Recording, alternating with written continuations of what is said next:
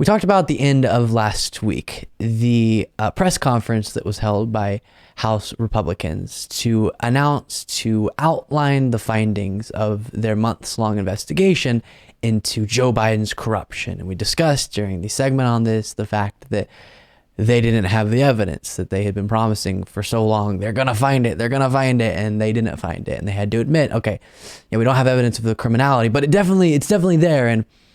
And we're just around the corner from the big exposing of Biden, as we've been for quite a while now, according to them.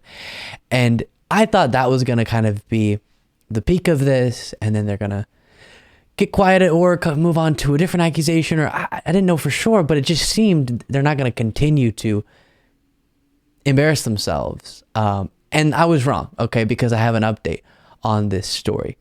James Comer has come out during a Fox News interview and announced that, you remember the informant, the big informant that knew all about the bribery of Biden by a foreign national, and they're going to get the evidence from this informant, disappeared. The informant is gone. No more, or at least as of now, missing, according to James Comer. Starting to think there never was an informant in the first place, James, or they realize they don't have any evidence for what they're talking about. But here's this from The Independent.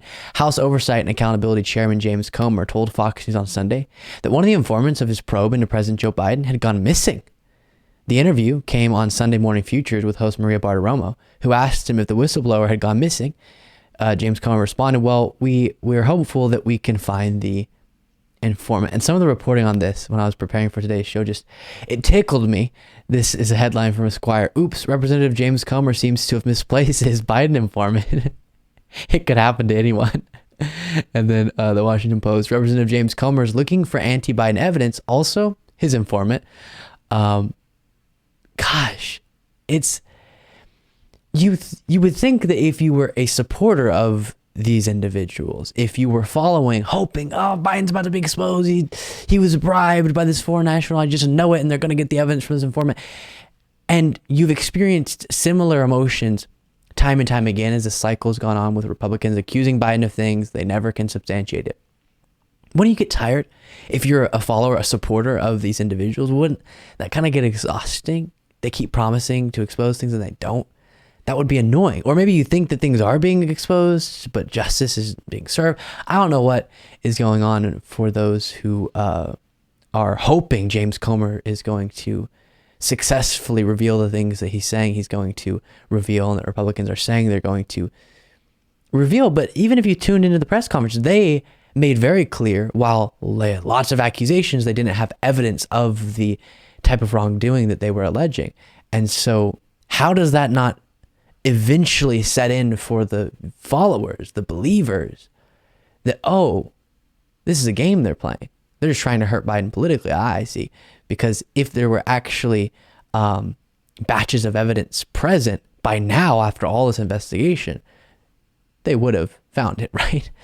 They would actually bring it forward. But no, people, they ride this kind of a roller coaster day after day of the promises that aren't kept from Republicans who are constantly investigating Biden. But I want to get to this clip of James Comer announcing, sadly, we've lost one of our key whistleblowers. And this is from Morning Joe. They nicely put together a compilation from the interview with Maria Bartiromo that James Comer did. And then I'll leave in a little bit of Joe Scarborough's response to this interview because it was funny. Take a look. You have spoken with whistleblowers. You also spoke with an informant who gave you all of this information. Where is that informant today? Where are these whistleblowers? Well, unfortunately, we can't track down the informant. We're hopeful that the informant is still there. The whistleblower knows the informant. The whistleblower is very credible.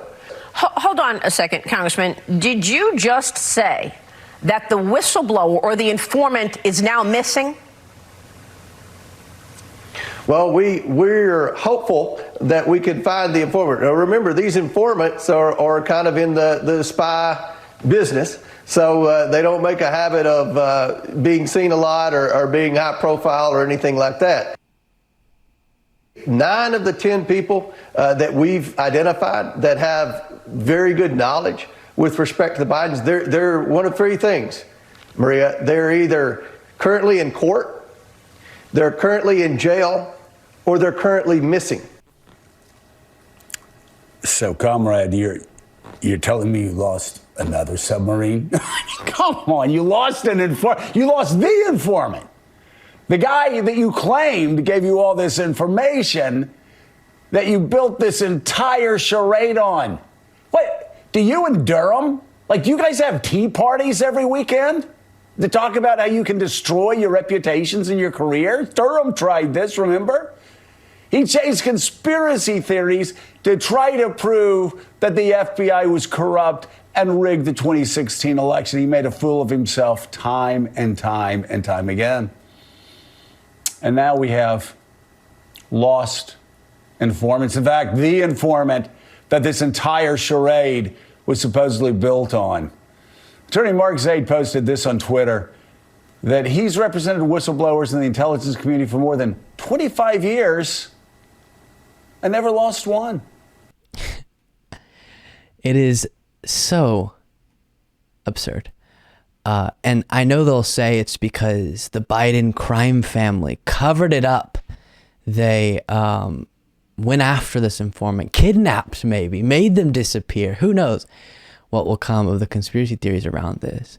But when the pattern here is so predictable, makes those theories less likely. When from so many miles away, we could have said, I think I did outline in a video when they first made the bribery accusation, that this would be the pattern. Not specifically, they would say the informant vanished, but generally no evidence will be presented. The accusations will be made loudly. The fact that they can't provide the evidence, they'll try to make that a little quieter.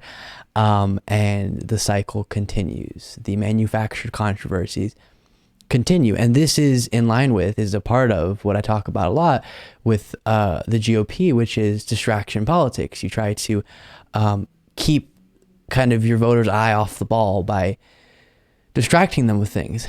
A phrase we can use for this is distract so you don't have to act. Ooh, nice. Right? Distract with things like this so that you don't have to act on actual issues that are facing your voters. And if they're thinking about Hunter Biden and all that, oh my goodness, Joe Biden is corrupt and they're about to show us the evidence that's going to prove it, then maybe they don't focus on the fact that the actual actions that these individuals take as legislators and the actual policies they support often just serve to make the wealthy more wealthy, the powerful more powerful. When it comes to so many of these crucial issues, they're fighting to either keep the status quo as is, not push in the direction of change that would benefit the lives of the voters, or push in the direction of change that would not be beneficial to their voters. Again, on a lot of these crucial issues, okay, maybe they'll do things on different culture war subjects their voters like and feel benefit them, but largely they're not benefiting their voters. And the way that you make sure that's not what's being focused on, the way that you still get people to vote for you when it's not even in their interest materially, meaningfully, is to create controversies for them to be upset about, for them to follow. They think you're fighting for them because you're going after Biden and he's doing all these terrible things that you're telling me about. And that's the game that's being played here. And we've seen it for quite a while now with Republicans. And it's unfortunate that so many people buy into these games and are on board with the cycle over and over. And I'll close with this. Let this be a lesson for us all. If you choose to go down the path of dishonesty, I can tell you, inevitably, it'll lead to humiliation.